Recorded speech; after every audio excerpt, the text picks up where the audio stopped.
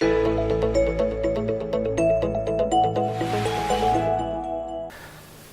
the Meraglim returned from their mission to Eretz Yisrael, their fact-finding mission, the discovery mission to Eretz Yisrael, to bring back a report of what's going on there, they came back with an assessment that really it wouldn't be possible to succeed. They describe Az ha'am yoshev ba'aretz ha'arim b'tzurot gedolot ma'od yelidei ha'anak re'inu sham.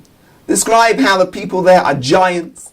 They describe how there's no possibility of defeating them. They say that kol ha'am asher re'inu b'tochan shei midot re'inu et ha'nefilim b'nei anak min ha'nefilim. We saw the people there, the Anshe Midot, they're colossus. There's no way that we can ever succeed in winning militarily, in winning a battle and being able to conquer the land. When they come back, it's all lost. There's no hope. We should turn around. This is the end.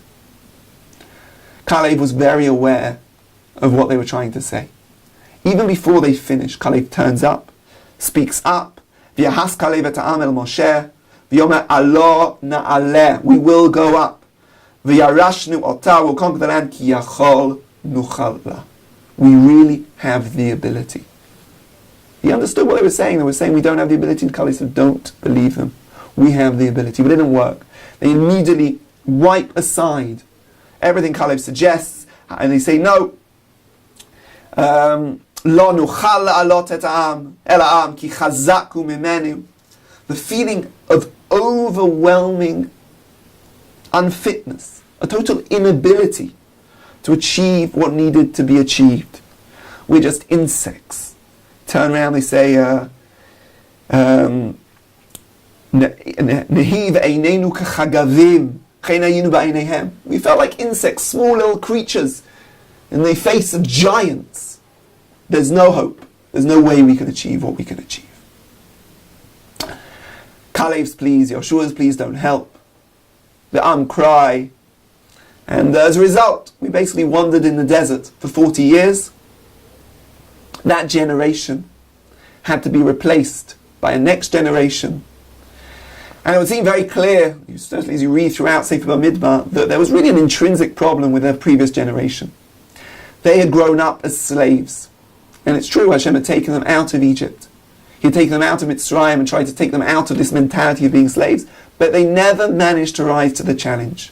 They never managed to fully shake off that slave mentality, which included a feeling of ineptness, a feeling of inability, a feeling of never truly being able to overcome the great challenges that stood before them.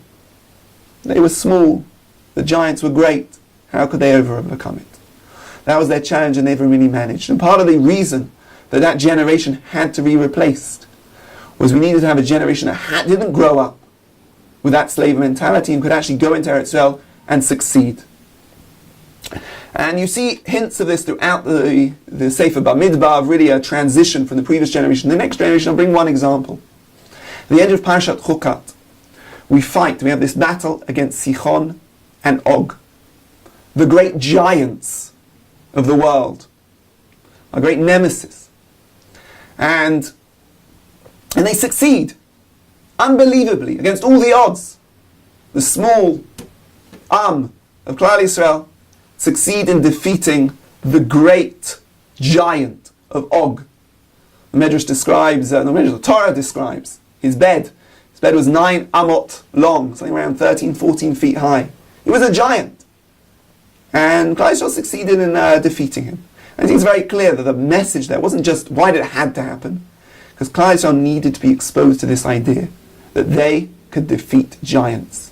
If Hashem gives us a mission, if Hashem gives us a challenge, it means we can succeed. There's a beautiful medrash. It seems quite fanciful at first. It describes that when Og wanted to destroy Klal Yisrael, he decided, okay, I'll do it all in one go. I'll lift up a mountain. I'll raise the whole mountain and throw it on the heads of Klal Yisrael and destroy them all in one go.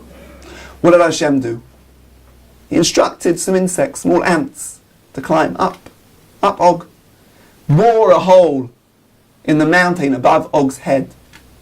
And the weight of the mountain is he lowered the mountain over his head, and his head was inside the hole underneath the mountain, and suddenly his teeth shot out his mouth and they got stuck in the mountain. He couldn't remove it off his head, and eventually Moshe Rabbeinu came and hit his legs and he collapsed and he died underneath the mountain. Unbelievable midrash. What's the idea? Like, what's the midrash trying to teach us? I think based on what we said, it's very, very clear. Klal Yisrael was exposed. The midrash is teaching us a very important principle. Klal Yisrael here was exposed to the idea that little ants, little insects can destroy giants. If Hashem gives us a mission, it's axiomatic that we can succeed in that mission. The Ramban writes this in the beginning of is a parish to the Akedah. Hashem does not give a person a challenge, does not give a person a mission, unless he knows that he can succeed. If Hashem gives us challenges in life, if there are things which in life are difficult, if we have obligations in life, it's axiomatic that we have the ability within us to succeed, and the first step to succeeding is realizing that we have the ability to actually rise to the challenge. In the words of Kaye, Yachol Nuchal La. We have that ability.